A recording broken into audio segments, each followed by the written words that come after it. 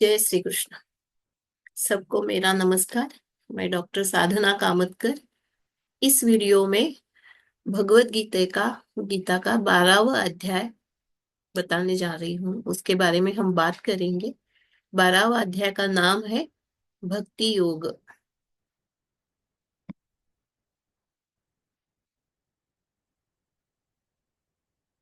तो पहले मैंने 15वां अध्याय के बारे में वीडियो बनाया था। अभी ये इसके लिए 12वां अध्याय का बना रही हूँ। इसके लिए लेक्चर 2 लिखा है। ओम श्री परमात्मने नमः। श्रीमद्भगवद गीता अथ द्वादशोऽध्यायः। अर्जुन उवाच एवं सततयुक्ता ये भक्तास्त्वां पर्युपासते ये चाप्यक्षरमव्यक्तं तेषां के योगवित्तमाः। तो अर्जुन ने कृष्ण से पूछा है कि जो लोग सदा तुझ में ही लगे रहते हैं और भक्ति के मार्ग पर चलते हैं, अथवा जो अविनाशी अव्यक्त ब्रह्म की उपासना करते हैं, ते उनमें से कौन श्रेष्ठ है। पहले तो मैं बताना चाहती हूँ कि भगवत गीता में अर्जुन ने हमारे सामान्य लोगों के मन में जो प्रश्न आते हैं उसको ही पूछा है। और ये हमारे ऊपर भगवान श्री कृष्ण ने उपकार किया है कि हमारे मन में आने वाले जो प्रश्न है उसका सभी का उन्होंने उत्तर दिया है। जब हमारे पे संकट आता है तो हम भगवान को याद करते, लेकिन हम क्या भक्ति करते हैं? और यदि भक्ति करते हैं तो हमें कौन सी प्रकार की भक्ति करनी चाहिए? सगुण करनी चाहिए, मूर्ति रूप में ध्यान लगा के करनी चाहिए, या निराकार ब्रह्म की मीन्स निर्गुण भक्ति करनी चाहिए? तो उसमें से कौन सा श्रेष्ठ है, ऐसा अर्जुन ने पूछा है। श्री भगवान उवाच मय्यावेश्य मनो ये मान् नित्ययुक्ता उपासते श्रद्धया परयोपेतास् ते मे युक्ततमा मताः। तो श्री भगवान कृष्ण बोलते हैं कि मेरे मत से जो भक्त अपने मन को मुझ में लगाकर निरंतर मेरी भक्ति करते रहते हैं और परम श्रद्धा से मेरी उपासना करते हैं, वो मुझे सर्वाधिक प्रिय है। मीन्स वो बोलते हैं कौन सा भी मार्ग से आप चलो, सगुण भक्ति करो या निर्गुण भक्ति करो, लेकिन पूरी निस्सीम भक्ति मेरी करोगे तो वो भक्त मुझे सर्वाधिक प्रिय है। ये त्वक्षरमनिर्देशम् अव्यक्तं पर्युपासते सर्वत्र गमचिन्त्यं च कूटस्थम् अचलं ध्रुवम् सन्नियम्येन्द्रियग्रामं सर्वत्र समबुद्धयः ते प्राप्नुवन्ति मामेव सर्वभूतहिते रताः। और आगे बताते हैं कि जो लोग अव्यक्त अविनाशी निराकार ब्रह्म की उपासना करते हैं और अपनी इंद्रियों को वश में रखते हैं, और अगले श्लोक में बताया कि सब में समान दृष्टि रखते हैं और सब प्राणियों का कल्याण की इच्छा करते हैं, सब प्राणियों में भगवान ही बैठा है ऐसा समझ के काम करते हैं, वो वो भी मुझे अंत में मुझे प्राप्त करते हैं।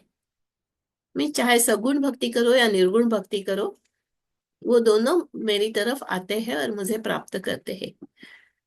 लेकिन अगले श्लोक में उन्होंने बताया है क्लेशोऽधिकतरस्तेषाम् अव्यक्तां सक्तचेतसाम् अव्यक्ता हि गतिर्दुःखं देहवद्भिरवाप्यते। लेकिन जो लोग अव्यक्त ब्रह्म की साधना करते हैं उनके लिए यह मार्ग कठिन है, क्योंकि मनुष्य के लिए निराकार ईश्वर का ध्यान लगाना कठिन होता है। देखो, भगवान भी हमारी मर्यादा जानते हैं कि हमें निराकार जो अविनाशी ब्रह्म है, ईश्वर है, उसमें ध्यान लगाना बहुत कठिन होता है। तो उसका प्रतीक कुछ हमारे सामने हो, मूर्ति सामने हो, फोटो सामने हो, तो हम ज्यादा उसके ऊपर ध्यान दे सकते हैं, कॉन्सेंट्रेट कर सकते हैं। आगे वो बताते हैं, ये तु सर्वाणि कर्माणि मयि सन्न्यस्य मत्पराः अनन्येनैव योगेन मां ध्यायन्त उपासते। लेकिन जो भक्त अपने समस्त कर्मों को मुझे समर्पित कर देते हैं, मुझ में पूर्ण रूप से समर्पित रहते हैं और अनन्य भक्ति करते हैं, उनका कहना है, भगवान का कहना है कि अविनाशी ब्रह्म की प्राप्ति तो अविनाशी के ब्रह्म का ध्यान करके मुझे तो प्राप्त कर सकते हैं, लेकिन वो कठिन मार्ग है, देह को दुख देना पड़ता है। इसलिए जो मुझे पूरा में काम कर मुझे कर्म करते टाइम, कर्म करते के इसमें कर्म करते टाइम मुझे समर्पित कर देते हैं कर्मों को, और मुझ में पूरा ध्यान रखते हैं, और मुझ में पूर्ण रूप से समर्पित करते हैं, अनन्य भक्ति करते हैं। तो इनके लिए वो क्या करते हैं, भगवान क्या करते हैं? भगवान बोलते हैं, तेषामहं समुद्धर्ता मृत्यु संसार सागरात् भवामि न चिरात् पार्थ मय्यावेशित चेतसाम। तो ये बताते हैं कि हे अर्जुन, उन मुझ में चित्त लगाने वाले प्रेमी भक्तों को मैं शीघ्र ही मृत्यु रूप संसार समुद्र से उद्धार करता हूं उनका। तो हमें ये जो मृत्यु संसार है, हम ये भव सागर बोलते हैं, उसमें हम है। तो हमारी मैया दूसरी जगह लगाने के लिए, या नैया दूसरी जगह लगाने के लिए, पार कराने के लिए, वो हमें, भगवान हमें मदद करते हैं कि हम पूरा उसका ध्यान करते रहे, उसकी भक्ति करते रहे। मय्येव मन आधस्त्व मयि बुद्धि निवेशय निवसिष्यसि मय्येव अत ऊर्ध्वन्न संशयः। लेकिन भगवान को ये भी मालूम है कि कर्मों के कर्म करते टाइम, कर्म करते वक्त हम भगवान को याद करें, उसे समर्पित रहे, ये कठिन काम है। तो वो हमें अलग अलग भक्ति के मार्ग बताते हैं। वो बोलते हैं, हमें पर्याय देते हैं कि ऐसा नहीं तो ऐसा करो, ऐसा नहीं तो ऐसा करो, ऐसा बताते हैं।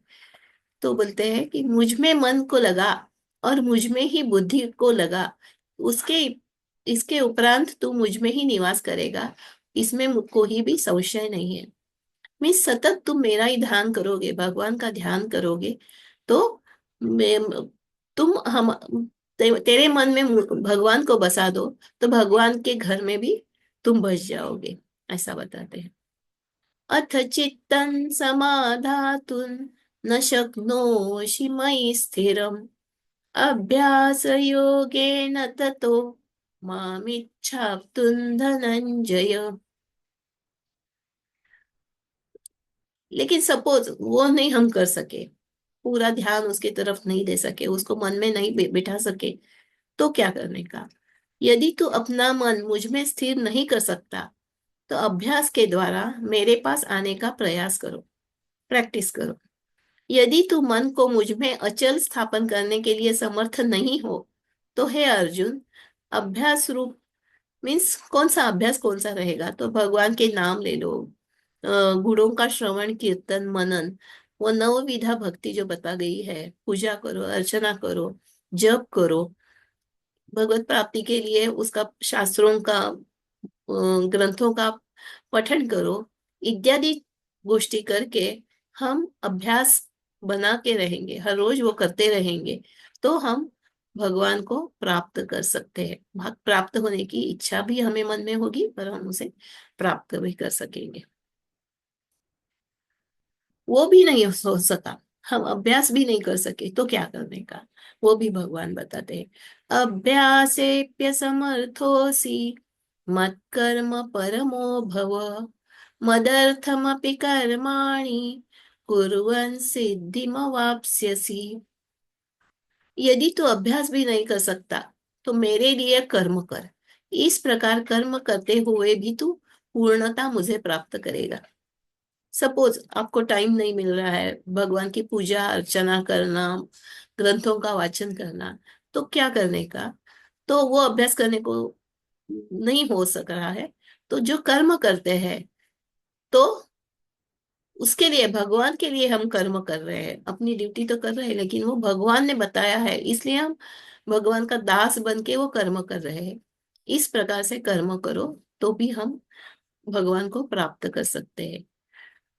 यदि तू उपयुक्त अभ्यास में भी असमर्थ हो तो केवल मेरे लिए कर्म करने के ही परायण, स्वार्थ को त्याग कर तथा परमेश्वर को ही परम आश्रय और परम गति समझकर निष्काम प्रेम भाव से, जैसे पतिव्रता स्त्री या कोई संत लोग अपनी मन, वाणी और शरीर द्वारा परमेश्वर की ही यज्ञ, दान, तप इत्यादि संपूर्ण कर्तव्य कर्मों करने के लिए नाम ही भगवत अर्थ कर्म करने के परायण होना, ऐसा बोल सकते हैं। कि जो भी हमारी ड्यूटी हम कर रहे हैं, कर्तव्य कर रहे हैं, तो भगवान ने हमें ये बताया है, भगवान ने हमें ये कर्तव्य दिया है, ऐसा समझ के भगवान के लिए काम करते रहो। तो इस प्रकार से भी हम भगवान को प्राप्त कर सकते हैं। अभी वो भी नहीं हो सका तो अथ इत्यदप्यशक्तोऽसि कर्तुम् मद्योगमाश्रितः सर्वकर्मफलत्यागं ततः कुरु यतात्मवान्। अभी वो भी नहीं हम कर सके, वो भी हम नहीं, हम कर्मों में ही डूब गए हैं। हम भगवान को याद भी नहीं कर सकते हैं, कर्मों में ही डूब गए हैं, तो क्या करने का? यदि तुम मेरे लिए कर्म करने में भी असमर्थ हो तो फिर समस्त कर्मों के फलों का त्याग कर और आत्म संयम धारण कर। तो जो भी हम कर्म कर रहे हैं उसकी अपेक्षा मत करो। जो भी कर्म कर रहे हैं वो हम कर्म करते रहे, और कभी ना कभी हमें अच्छा कर्म मिलेगा, ऐसा समझ के कर्म करने का, अच्छा ही काम करने का, और समस्त कर्मों का विचार ही नहीं करना, फलों का विचार ही नहीं करने का। तो फल त्याग करके आत्म संयम धारण करके हम परमेश्वर को प्राप्त कर सकते हैं। जैसे सब ऐसा होता है कि हमें लगता है कि हम तो इतना प्रामाणिकपना से काम कर रहे हैं, हम सब अपना ड्यूटी अच्छी तरह से बता रहे हैं, और बाकी लोग भ्रष्टाचार में है, इसमें है, कुछ भी है, गलत रास्ते पे चल रहे हैं। तो हम अच्छा कर्म करके भी हमें क्या मिल रहा है? तो वो नहीं सोचने का वैसा। जो भी मिलेगा वो अच्छा ही मिलेगा, और भगवान जो भी करता है वो अच्छे के लिए ही करता है, ऐसा समझ के हम चलते रहे तो भगवान को हम प्राप्त कर सकते हैं, करेंगे, और हमें अच्छा, अच्छे का फल अच्छा ही मिलेगा। अच्छा बीज बोएंगे तो अच्छा पेड़ उगेगा और उसका फल भी अच्छा ही आएगा।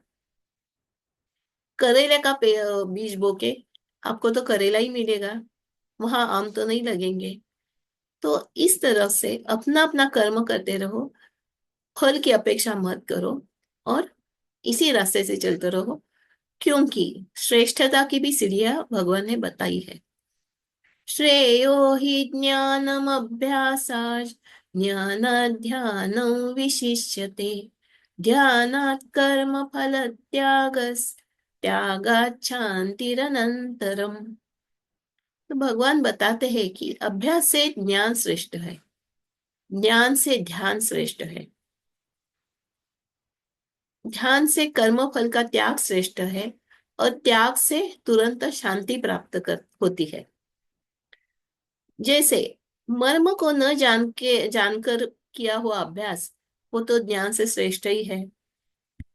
और ज्ञान भी मिल गया तो ज्ञान से मुझ परमेश्वर के स्वरूप का ध्यान श्रेष्ठ है। हमें ज्ञान मिल गया, बहुत सारा हमने किताबें पढ़ी, ध्यान धर्म ग्रंथ पढ़े, लेकिन हमें उसका मीनिंग नहीं समझा, उसका अर्थ नहीं समझा। तो क्या फायदा है? इससे अच्छा है 5 मिनट आंख बंद करके भगवान का ध्यान करेंगे, कुछ जप करेंगे, मन भगवान की मूर्ति के या इसके ऊपर कंसंट्रेट करेंगे, तो वो ज्यादा फलदायी है। और इससे भी ज्यादा क्या फलदायी है, ध्यान से भी क्या है, कि सब कर्मों का फल का त्याग, केवल भगवत कर्म करने वाले पुरुष का भगवान में प्रेम और श्रद्धा तथा भगवान का चिंतन भी बना रहता है। इसलिए ध्यान से कर्म फल का त्याग श्रेष्ठ कहा है, क्योंकि त्याग से तत्काल ही परम शांति होती है। हम कर्म करते रहेंगे और उसके फल की अपेक्षा ही नहीं करेंगे। मैं सपोज मैं पति की सेवा कर रही हूँ और वो अच्छा नहीं बर्ताव कर रहे, लेकिन उससे दुखी होने की जरूरत नहीं है। या तुम बेटे के लिए काम कर रहे हो और बेटा तुम्हें कुछ पूछता नहीं है, समटाइम्स, मीन्स मैं ऐसा उदाहरण दे रही हूँ, ऐसा होगा ऐसा भी नहीं है, लेकिन मैं उदाहरण दे रही हूँ, तो भी दुखी होने की जरूरत नहीं है। या मैं बहुत काम कर रही हूँ और मुझे प्रमोशन नहीं मिल रहा है, मुझसे कम वालों को प्रमोशन मिल गया है, तो भी दुखी होने की जरूरत नहीं है। अपेक्षा ही नहीं करने का, अपना अपना काम है, करते रहो। भगवान है, वो हमें जरूर अच्छा फल देगा। त्याग आ गया तो तुरंत शांति आ जाती है, हमें किसी की अपेक्षा ही नहीं रहती है, तो शांति तो आएगी। अभी आगे के श्लोकों में भगवान को प्रिय भक्त कौन से है, प्रिय भक्त के गुण क्या है, उसका भगवान ने वर्णन किया है। अद्वेष्टा सर्वभूतानां मैत्रक करुण एव च निर्ममो निरहंकार समदुःख सुख क्षमी। जो सभी प्राणियों से द्वेष नहीं करता, जो सबका मित्र और दयालु है, जो अहंकार और ममता से रहित है, जो सुख दुख में समान रहता है, जो क्षमाशील है, तो ये भक्तों में गुण आने चाहिए। भगवान का ध्यान करेंगे तो हमारे में ये गुण आए थोड़े थोड़े, तो भी हम बोलेंगे कि ठीक है बाबा, हम कुछ कर रहे हैं और भगवान को भी हम अच्छे लग रहे हैं। संतुष्ट सततं योगी यतात्मा दृढ़ निश्चय मयि अर्पित मनो बुद्धिर यो मद भक्त स मे प्रियः। जो संतुष्ट है, आत्म संयमी है, दृढ़ संकल्प वाला है, और जिसका मन और बुद्धि भगवान में स्थित है, ऐसा भक्त मुझे अत्यंत प्रिय है। तो ये सब गुण भी हमें आने चाहिए, यदि हम भगवान को खुश करना चाहते हैं, उसको प्रिय होना चाहते हैं तो। आगे भी है बहुत सारे गुण। यस्मान्नो द्विजते लोको लोकानो द्विजते च यः हर्षामर्षभयोद्वेगैर् मुक्तो यः स च मे प्रियः। जो न किसी को परेशान करता है और न स्वयं किसी से परेशान होता है, जो हर्ष क्रोध भय और चिंता से मुक्त रहता है, ऐसा भक्त मुझे प्रिय है। तो ये बहुत इंपॉर्टेंट है, मुझे लगता है, क्योंकि हम किसी को परेशान न करें और किसी से हम भी परेशान न होए। कोई किसी ने बोल दिया तो हम नाराज हो जाते हैं, तो सब करने की जरूरत नहीं है। हर्ष क्रोध भय चिंता, उसमें उससे हम मुक्त रहे, आनंद में रहे, जिससे कोई भी जीव उद्वेग को प्राप्त नहीं होता, और जो स्वयं भी किसी जीव से उद्वेग को प्राप्त नहीं होता, तथा जो हर्ष अमर्ष, अमर्ष मीन्स दूसरों की उन्नति को देखकर संताप होना, मत्सर बोल सकते हैं, भय और उद्वेग आदि से रहित है, वह भक्त मुझको प्रिय है। अनपेक्ष सुचिर्दक्ष उदासीनो गतव्यथः सर्वारंभ परित्यागी यो मद्भक्त स मे प्रियः। जो निष्काम आकांक्षा से रहित, पवित्र, बाहर भीतर से शुद्ध, चतुर, निर्लिप्त, पक्षपात नहीं है उसके मन में, और दुखों से छूटा हुआ है, वह सब आरंभों का त्यागी मेरा भक्त मुझको प्रिय है। मीन्स वो अपना अपना काम करता रहता है, सुचिर, शुद्ध रहता है, निर्लिप्त रहता है, किसी की भी अपेक्षा नहीं रहता है, और सर्वारंभ परित्यागी। वो कुछ खुद करने को नहीं जाता है, जो बताया गया है, जो काम उसको ड्यूटी है वही करता रहता है। मीन्स कर्मों में वो गुरु बोलते हैं ना कि माया में वो लिप्त नहीं होता है। ऐसा भक्त मुझको प्रिय है। यो न रुष्यति न द्वेष्टि, न शोचति न कांक्षति, शुभाशुभ परित्यागी, भक्तिमान्यः स मे प्रियः। जो न कभी हर्षित होता है, न द्वेष करता है, न शोक करता है, न कामना करता है, तथा जो शुभ और अशुभ संपूर्ण कर्मों का त्यागी है, वह भक्ति युक्त पुरुष या भक्त मुझको प्रिय है। तो इस सब ये सब हम गुण आने चाहिए। समशत्रौ च मित्रे च तथा मानापमानयोः, शीतोष्ण सुख दुःखेषु समसंग विवर्जितः। जो शत्रु मित्र में और मान अपमान में सम है, तथा सर्दी गर्मी और सुख दुखादि द्वंद्वों में सम है, और आसक्ति से रहित है।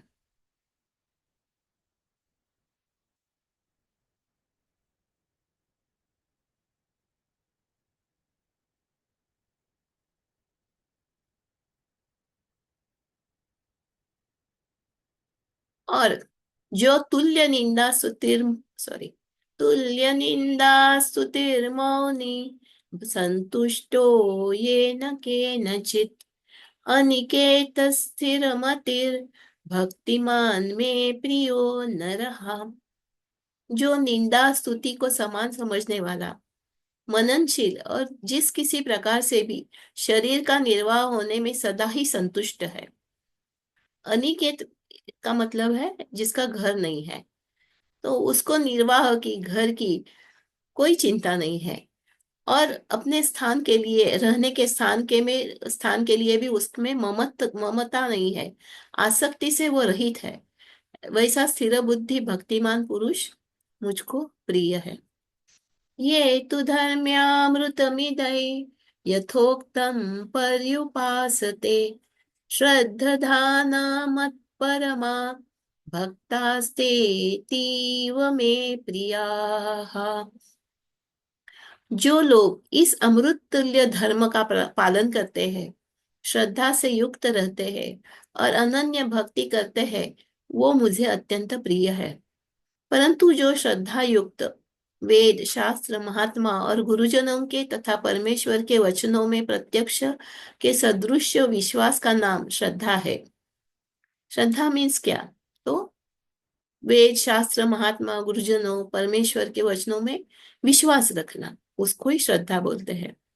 ऐसे पुरुष मेरे परायण होकर उस ऊपर कहे हुए धर्ममय अमृत का निष्काम प्रेम भाव से सेवन करते हैं, वो भक्त मुझको अतिशय प्रिय है। मीन्स भगवान कहते हैं कि आप भक्ति करो और ये सब गुण आप में लाओ, तो मुझे आप सबसे प्रिय हो जाएंगे।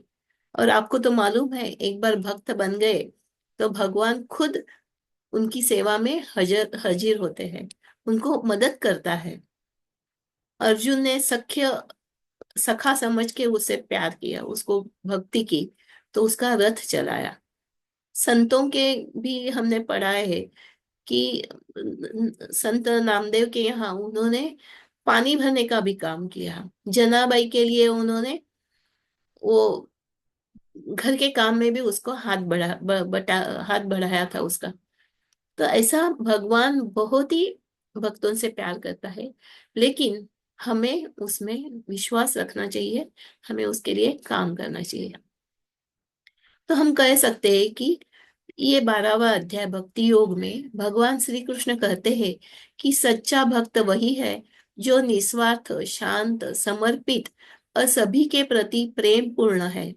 वह ईश्वर में मन लगाकर जीता है, उसे ही अपना अंतिम लक्ष्य मानता है। सो ओम तत्सदिति श्रीमद्भगवद्गीतासु उपनिषत्सु ब्रह्म विद्यायां योगशास्त्रे श्रीकृष्णार्जुन संवादे भक्ति योगो नाम द्वादशोऽध्यायः।